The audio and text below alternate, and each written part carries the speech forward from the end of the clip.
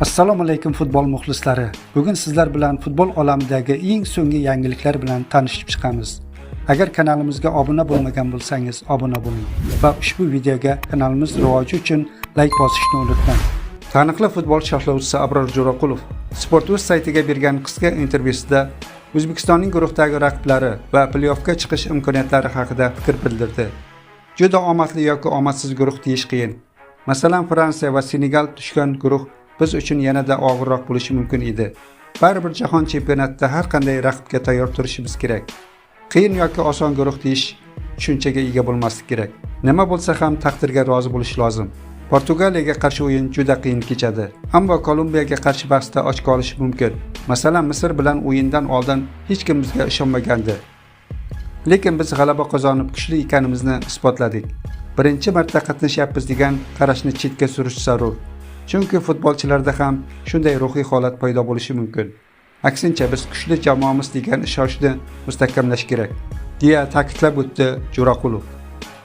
2026-yilning 11-iyunidan 19-iyulgacha AQSh, Kanada va Meksika maydonlari mezbonlik qiladigan jahon chempionatida ishtirok etadigan 48 ta terma jamoa guruhlarga ajratildi.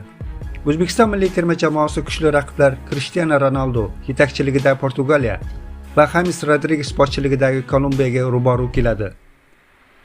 K guruhining 4-vakili Kongo Demokratik Respublikasi, Yangi Kaledoniya va Yamayka terma jamoalaridan biri bo'ladi.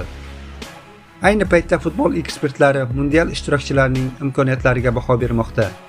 2006-yili Paxtakor va O'zbekiston milliy terma jamoasi bosh murabbiyi bo'lib ishlagan rossiyalik taniqli mutaxassis Valeriy Nepomnishining fikrlari quyidagicha bo'ldi. Albatta, O'zbekiston milliy terma jamoasi o'z guruhida favorit emas, lekin odatda yo'qotadigan narsasi bo'lmagan jamoalar erkin va hech qanday bosimsiz o'ynaydi. Ular o'zlarini allaqachon ko'rsatishni uddalashdi. Shu bois o'zbeklardan hamma narsani kutsa bo'ladi. O'zbekiston jahon chempionatida surpriz bo'lishi mumkin.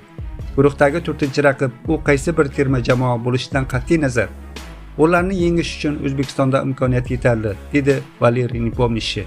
O'zbekiston milliy terma jamoasini bo'lajak mundialga futbolchilik davrida jahon chempionatida g'olib chiqqan va oltin to'pni qo'lga kiritgan italiyalik mutaxassis Fabio Cannavaro tayyorlayapti. Futbolchilarimiz mamlakat tarixidagi birinchi jahon chempionati doirasida debyut uchrashuvini 18-iyun kuni eng kuchli terma jamoalardan hisoblangan Kolumbiyaga qarshi o'tkazadi.